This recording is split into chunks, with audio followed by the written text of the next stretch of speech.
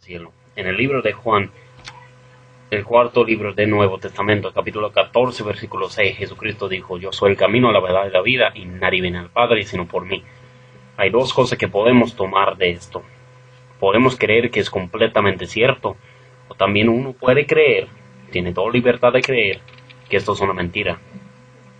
Yo creo que Jesucristo, yo sé que Jesucristo es el Hijo de Dios vivo y todopoderoso, y veremos por qué. Juan 14:6 no deja ningún lugar abierto para suponer que Cristo quiso decir algo metafórico, ni fue una de sus famosas parábolas.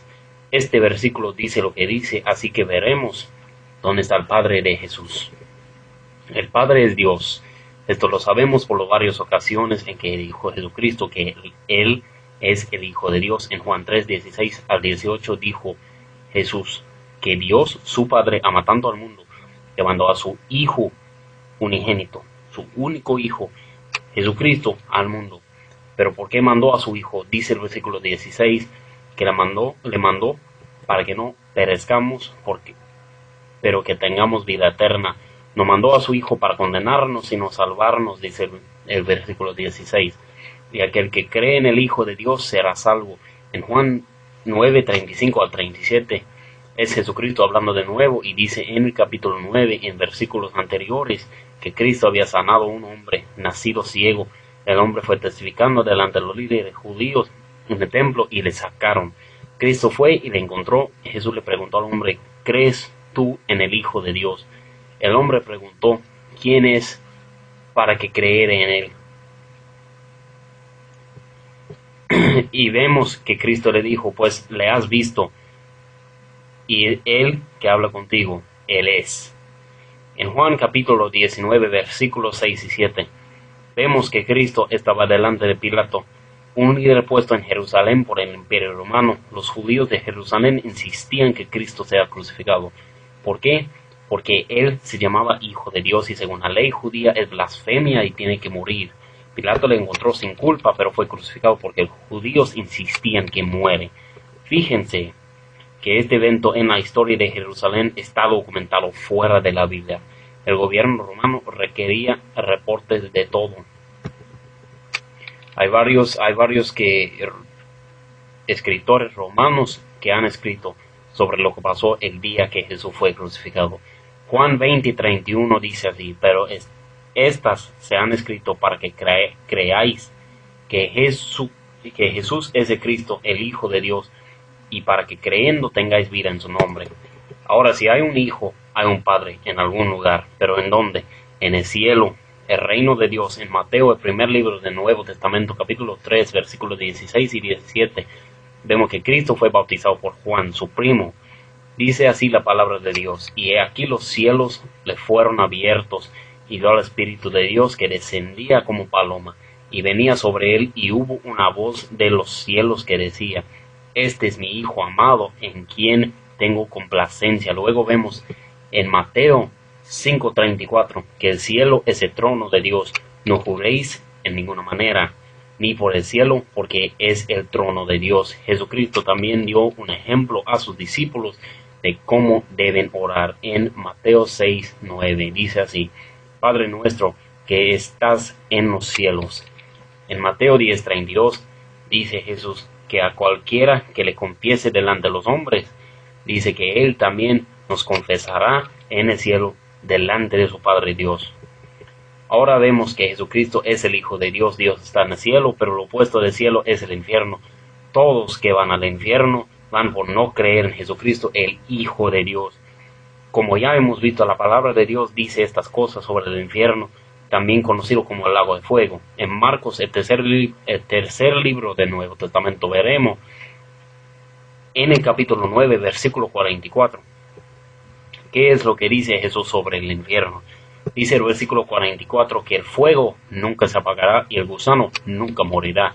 Y no creo que es coincidencia que Jesús dijo estas palabras 3 veces dentro de 4 versículos, de 44 a 48 del capítulo 9 de Marcos, el tercer libro del Nuevo Testamento. Dice Ezequiel 33:11, Dios no quiere la muerte del impío, quiere que vuelva de su mal camino y que viva. Pero por eso mandó a Jesucristo para que el mundo sea salvo por él, como dice en Juan 3:17. Dice Apocalipsis 20:10, el infierno es un lugar de tormenta, de terror y de sufrimiento.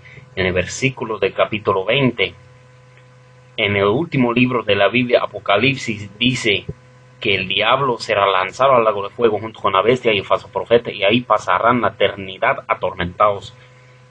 Yo prefiero ir al cielo. Ahora, ¿quién va al infierno? En Apocalipsis 21:7-8 dice que los que no entrarán al reino de Dios son estos: incrédulos, asesinos, abominables, fornicarios, hechiceros, los idólatras y todos los mentirosos tendrán su parte en el lago que arde con fuego y azufre. En Apocalipsis 20:15 dice, vemos más sobre los que irán al infierno, y él que no se halló inscrito en el libro de la vida fue lanzado al lago de fuego. Pero ¿cómo podemos asegurarnos que estamos inscritos en el libro de la vida? Por aceptar a Jesucristo como nuestro Salvador personal y seguir sus enseñanzas que encontramos en la Santa Escritura, la Biblia, la palabra inspirada por Dios. Así que hay dos opciones: el reino de Dios, el cielo, o el reino de Satanás, el infierno, un lugar de tormenta, de sufrimiento y de fuego eterno.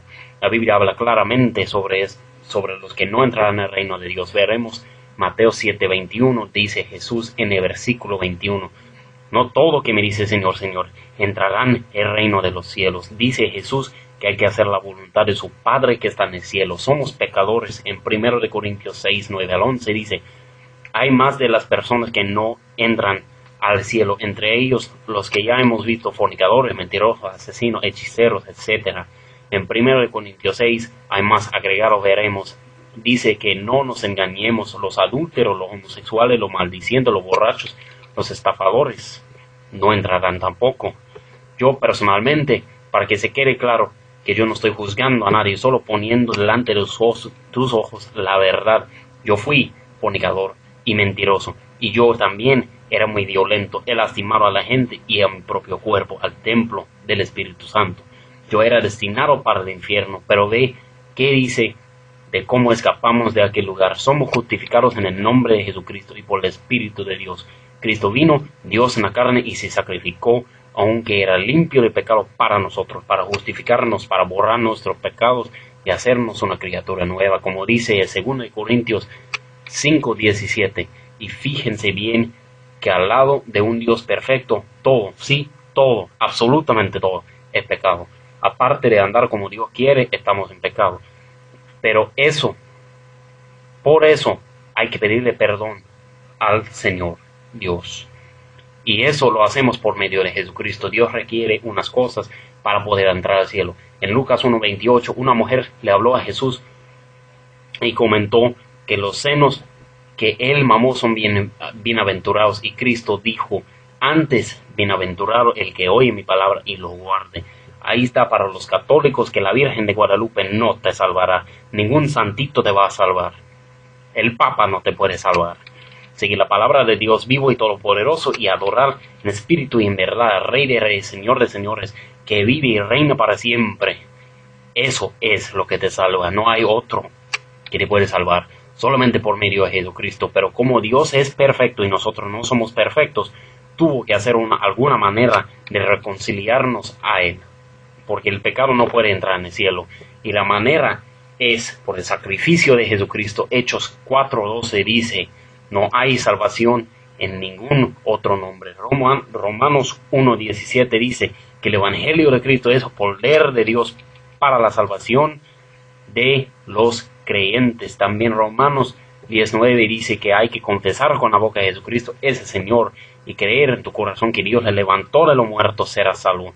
Efesios 2:8-9, por la gracia y por medio de la fe somos salvos. Es un don de Dios, no por obras para que nadie se gloríe.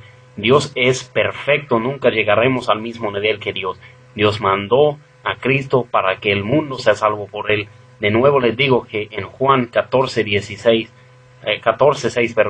dijo Jesús, yo soy el camino, la verdad y la vida. Nadie viene al Padre sino por mí. Ahora que sabes exactamente qué quiere decir ese versículo y lo que tú tienes que hacer para entrar al cielo, ¿qué harás? Dios le bendiga. Gracias por escuchar este mensaje. Que Dios esté con